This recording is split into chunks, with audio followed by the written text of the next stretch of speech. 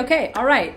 Module 1, Lesson 2, Personal Growth and Goals. So I hope you completed those worksheets from the last one. They're in your roadmap, and because we're going to move on to the next step. So personal growth and goals. So setting a goal makes you more likely to achieve your dreams and make those dreams become a reality. That's what we really want, right? So you're here right now, and you have goals. You have intentions, but where are you going? And not only that, but why do you want to go there? Is it because someone else told you that you should do this? Or is it something that you truly want in your life? Here's the thing. How are you going to get there? And what resources do you have to go that distance? Because this is going to be sprints sometimes, and it's going to be marathons sometimes. And you need some strength to go that distance. This lesson is going to guide you through that. So when you put in that effort and you outline your plan, you will accomplish what you set out to succeed. And that's the thing. You can't hit a target you haven't set. I feel like a broken record there. You can't hit a target you haven't set, and I'm going to help you with that right here. Failure to plan is planning to fail. Let's get going. Okay, lesson 2, personal growth and goals. So values. Do you know what drives you? I got a whole list. We'll get into it. Strengths. You have strengths. You have a superpower. You have done incredible things and achieved a lot. Don't leave your strengths left on the table. And then again, make it SMART, S-M-A-R-T. Achieve your breakthroughs without the confusion by following these simple rules. And then I've got 4 key tips for you how to succeed in the long run without exhausting your willpower. Willpower gets low sometimes. This is how to help you with that. Okay, if you don't know where you're going, you'll end up someplace else. Yogi Bear. Which if you don't know, he has so many great quotes, but this is one of them. He's a baseball player who has many Yogi Bear-isms. I'd look him up. One of my first web pages actually in high school that I created was a bunch of Yogi Bear quotes. Little known fact. Okay, so let's go over this roadmap. This roadmap, what I want you to do is go to this page that you can see right here where there are 12 foundational values. Okay, it's on 2 different pages in that roadmap. So if you haven't printed out that roadmap, or if you have it, maybe just write down your top 12. Okay, I know that's going to take you a second, so hit pause on this video and do the 12.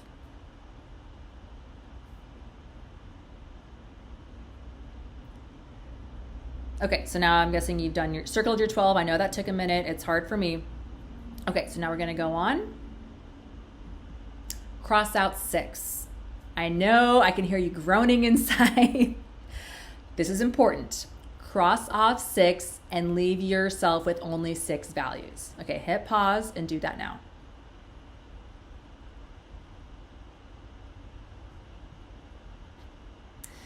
Okay, so hopefully you've figured out what your top 6 values are. Now, this is what will help you go the distance with your goals. And this is the way that you'll get your goals to align with your values. Okay, so now with a roadmap, we're going to figure out your signature strength. You have done amazing things, and there are wonderful things that you've probably been complimented on. So everyone is good at something, and that is on this list. Now you can see on there, it says rate from 1 to 10 how good you currently are, like right now at this skill, and how not how good you want to be, but how good you are right now.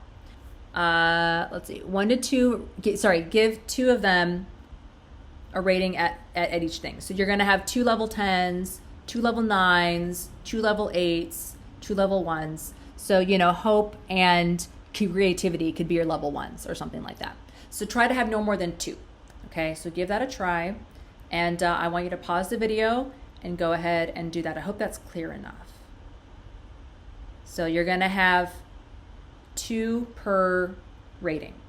Okay, so go ahead and hit pause. Figure out your signature strengths. Okay, so now I hope that you have sorted that out, and we're going to move on to something else entirely. Okay, a tool. So this is all basically to better understand yourself, and I just wanted to give you a couple additional tools that are not included in the workbook, but you can go out, on the Google and figure these out for yourself.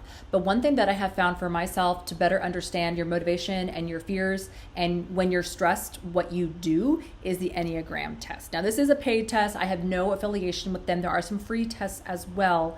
But this is a tool to better understand yourself, your fears, your challenges, and your underlying motivations.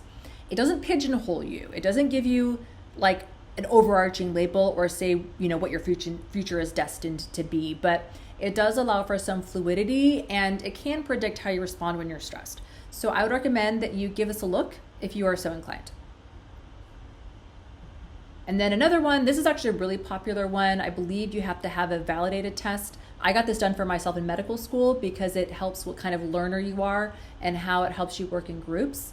So the thing about the Myers-Briggs test is that something like 89 out of 100 Fortune 100 companies use it for their employees. Based on the dichotomies of personalities, like are you an extrovert or are you an introvert? Do you sense or do you intuit? And are you a thinker, a feeler, or a judger or a perceiver? So this is actually also based on Carl Jung and his philosophies back in the day. It brings into mind, how do you take in information, how do you make decisions, and how do you organize your world? Like, are you a kind of judge, planner, perception, more flexible? And then this is something that I would highly recommend you do, seeing as we're talking about goals and building habits, is character ethics. So the 7 habits of highly effective people, I brought in that habit tracker. So this is something that you can briefly look into, and I'll go over it here in a second. And this is, again, that habit tracker that you're going to want to follow.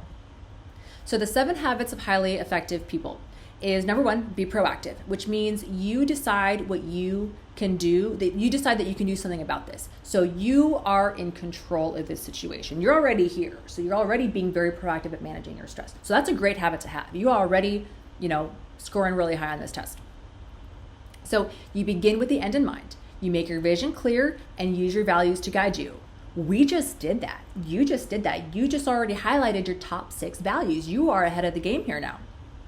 Okay, so then first things first. So you discipline to prioritize what is the most important. So that's going to be your values in this case. We've already established that you're here, so you are putting your stress relief and your stress management and learning those skills as a priority. So kudos to you. You're already off to the races. You think win-win. In your relationships, everyone wins and no one loses.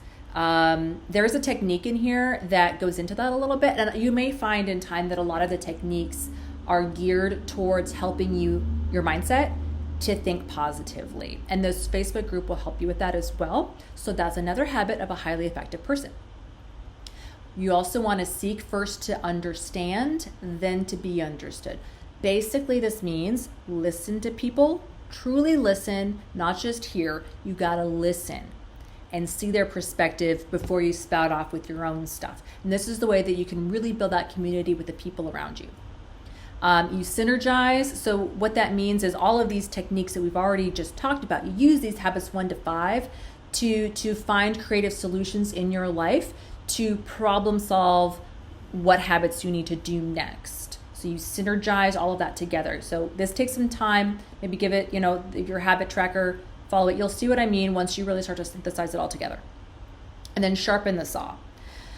What this means is you can have all these fantastic habits, but you need to have a wholehearted approach to it, or a whole person renewal.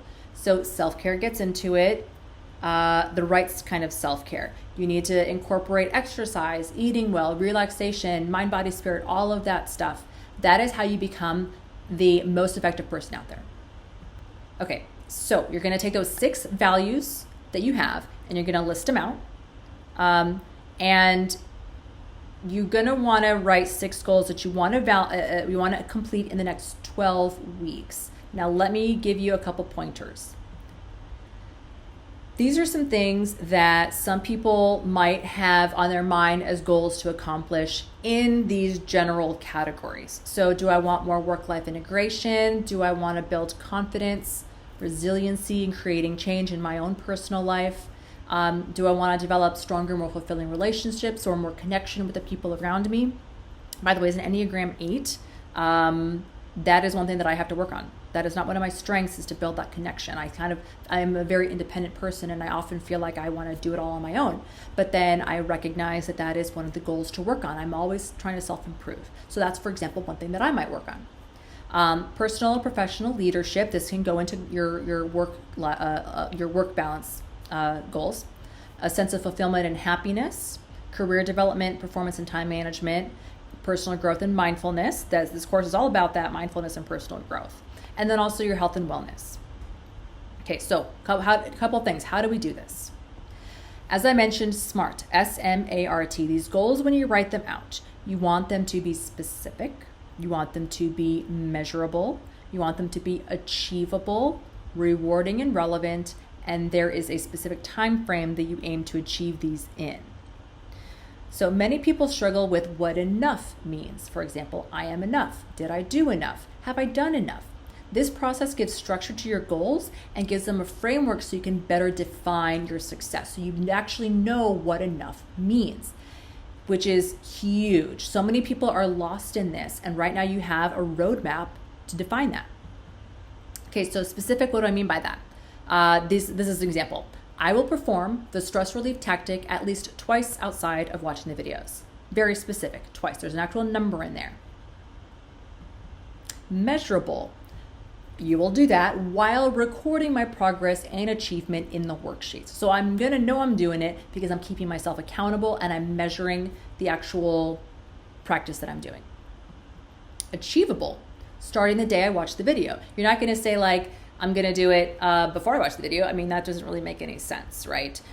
So that's an easily achievable thing that you can do them twice a week outside of watching the video, recording the progress, starting the day I watch the video. Easy. Okay, rewarding and relevant. The goal would be to reduce some deficiency in your life or reduce some negativity in your life, right? So you're gonna wanna reduce my stress level by at least 2 points. Now that is a very readily accessible one. And then sometimes I think stress can be kind of vague and hard to pin down. So if you can, at the outset here, try and give your stress level a number.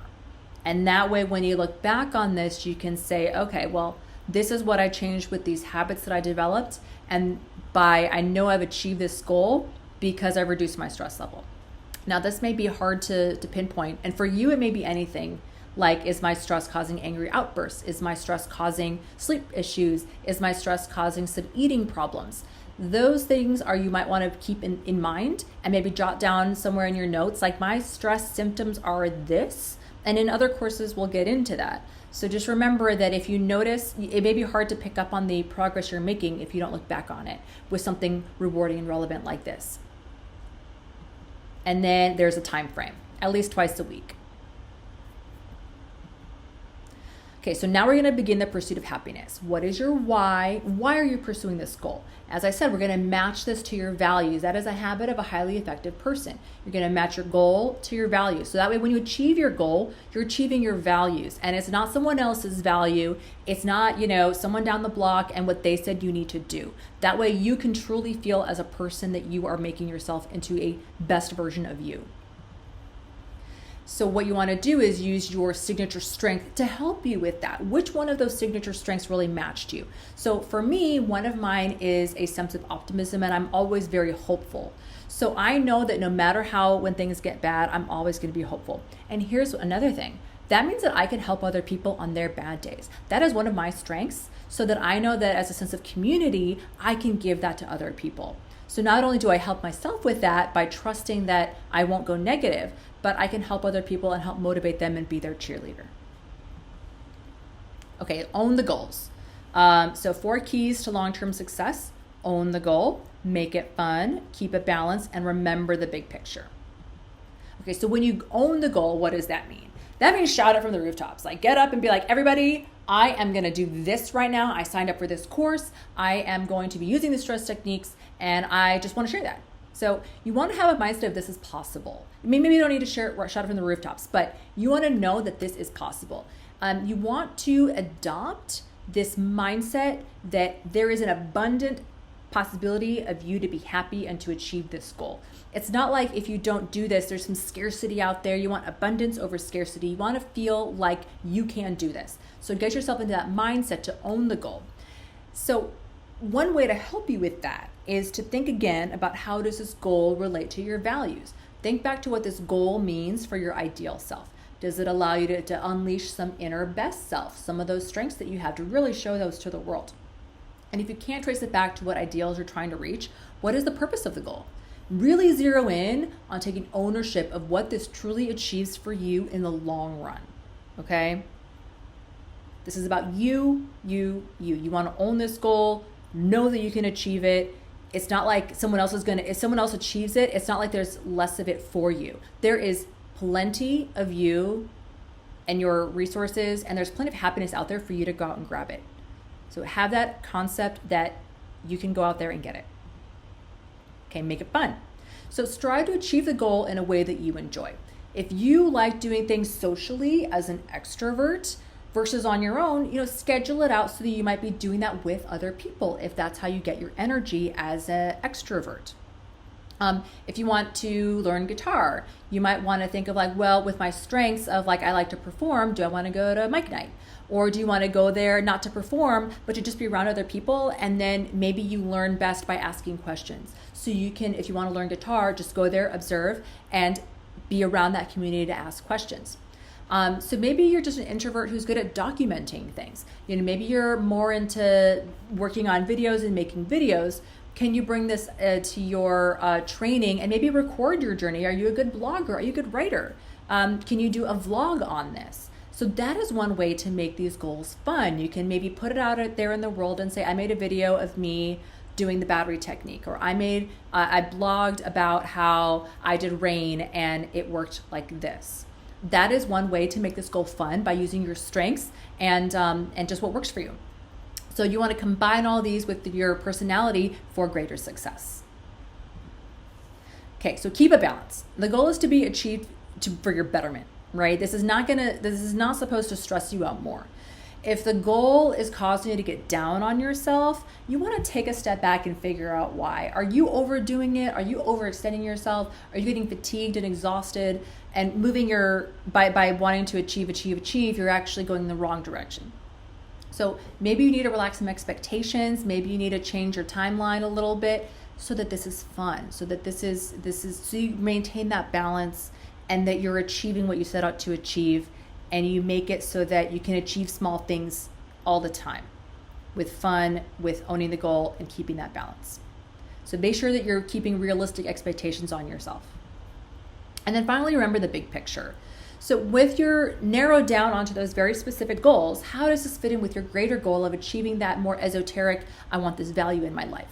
So for example, if your goal is to reduce your anxiety about giving a presentation at work on Tuesday, how does that relate back to the more broad values you have, like wellness or health? Again, the purpose here is to achieve your goal, to fulfill your values. So if you feel like your stress is impacting your wellness or your health, and giving presentations at work is impacting that, then that's a good goal to have. Because if it is your job to give presentations and that causes you stress, that is a great thing to reduce your stress. Okay, I hope that make that clear. And again, this is going to be very specific for every person, and this is where reaching out to me during the monthly Q&As to make sure we're keeping you on track. You can email me or go into the Facebook group and asking your peers, how are you doing this? This is my value. This is my goal. How do I keep all this aligned? Maybe I'm having trouble keeping it fun. I tip the balance somehow. I'm here for you, and I really hope that you take advantage of the community and the Facebook group and the Q&As so that we can do all of this together, because I really want you to succeed in this course. Okay, so here is the concept called the hedonic treadmill. People think that once they achieve happiness, they will find happiness. And for example, have you ever gotten that car you've always wanted, or gotten that thing you always thought you wanted? You get it, and there's a moment of happiness, and then you're still not happy. You just kind of that was great, but it didn't bring me what I thought it might. Or maybe you want a shopping spree, and you're so happy, you're happy, but then the next day you just kind of feel empty again. So this is called the hedonic treadmill, or a hedonic adaptation. This is a concept that any gains in happiness are only temporary because humans adapt to change. Every time that you achieve something in terms of what is some kind of success, it's almost like the goalpost gets moved on you and you have to run that football field again. When you thought that you were there, you finally won the game. No, there's another goalpost, there's another hurdle to climb. A 1978 study showed that after 1 year, lottery winners were no happier than anybody else. Then they even studied paralysis victims where, their happiness drops a little bit, but within a year, they weren't nearly as unhappy as they expected. So the lottery winners were like super, super happy and then dropped back down. And the paralysis victims, like, yes, super sad at first, but then it kind of came back. So it kind of averages out. So if you think that happiness is on the other side of success, you will never get there.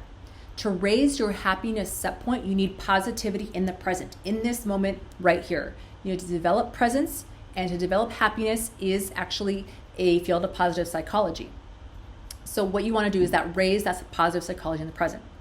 And then every single workplace outcome that will improve, and your productivity will just skyrocket if you develop that positivity. And I know it sounds like something made up, but if you think about it, like really look back on your life and reflect on that, how many things did you think would bring you happiness and they just didn't? So again, this course, I have at the end of every lesson, I have that happiness bonus for you so that we can stop you from being on that hedonic treadmill all the time and raise your happiness set point by doing specific activities at the end of every lesson. Okay, lesson 2. So here's the summary. We went over your values. So you figured out your why. We figured out your strengths, or the how you're going to get there so that you can have the strength for this marathon that you're going to run with building these new habits. You're going to make your goals SMART, S-M-A-R-T, to have that clarity in your vision. And the 4 key tips, basically bottom line, is to give you that fortitude for success. Okay, your happiness bonus for this lesson is gratitude. I discounted this for so long, and I was an idiot for not listening sooner. So I hope that you listen. I hope that you do this exercise. Okay, list 3 things that you're grateful for. Just list them down. Something that happened in the last 24 hours.